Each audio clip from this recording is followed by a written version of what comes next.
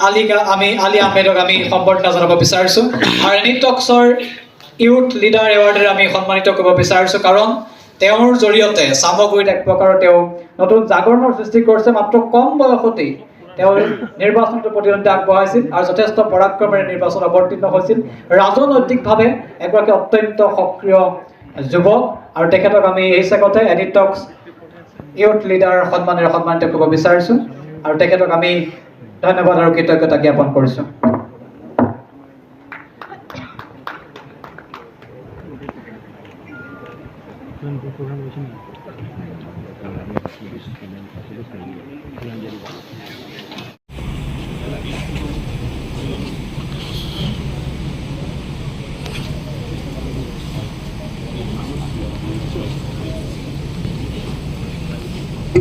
আমাৰ মাজত উপস্থিত থকা ঘনকান্ত খনিকৰ ডাঙৰীয়াক এই মঞ্চলৈ আমন্ত্ৰণ জনাইছোঁ